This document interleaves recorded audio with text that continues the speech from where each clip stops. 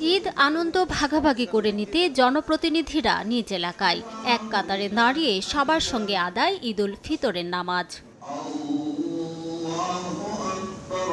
কক্সবাজারের পেকুয়ায় নিজ গ্রামে ঈদের নামাজ পড়েন স্বরাষ্ট্রমন্ত্রী সালাউদ্দিন আহমদ। সবার সঙ্গে শুভেচ্ছা বিনিময় শেষে কথা বলেন রোহিঙ্গা সমস্যা নিয়ে। টেকসই ও শান্তিপূর্ণ প্রত্যাবাসনে সরকার প্রতিশ্রুতিবদ্ধ বলে জানান মন্ত্রী।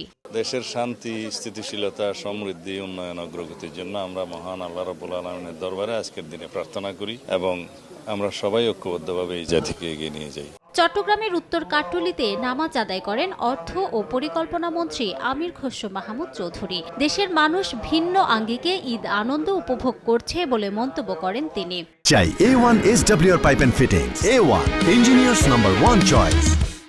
আমরা সবাই আজকে আমাদের যে মালিকানা ফিরে পাওয়ার কথা ছিল, মনে হয় নির্বাচনের পরে সেটা বহুলাংশে আমরা ফিরে পেয়েছি।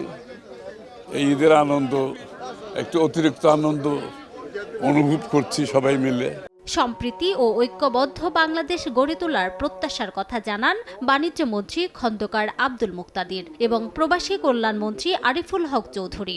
মানুষ আমাদের উপর যে আকাশসম প্রত্যাশা স্থাপন করেছে, মানুষের সেই আশা প্রত্যাশার সমর্থনের হক যেন আদায় করতে পারি, আল্লাহ যেন আমাদেরকে সেই তৌফিক দেন। আল্লাহ তাআলা যেন এই প্রবাসে, এই যুদ্ধকালীন সময়ে যারা যেখানে আছেন তারা যেন সুন্দরভাবে, সুষ্ঠুভাবে যেন আমাদের মধ্যে ফিরে আসেন। নিরাপদ সমাজ গড়তে দুর্বৃত্তায়ন থেকে সবাইকে দূরে থাকার আহ্বান জানান আইন, বিচার ও সংসদ বিষয়ক মন্ত্রী অ্যাডভোকেট মোহাম্মদ আসাদুজ্জামান।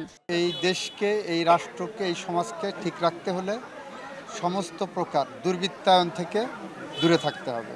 নির্বাচনে জনসাধারণকে দেয়া প্রতিশ্রুতি ধীরে ধীরে পূরণের আশ্বাস দেন মন্ত্রীরা। রিমু সিদ্দিক, সময় সংবাদ।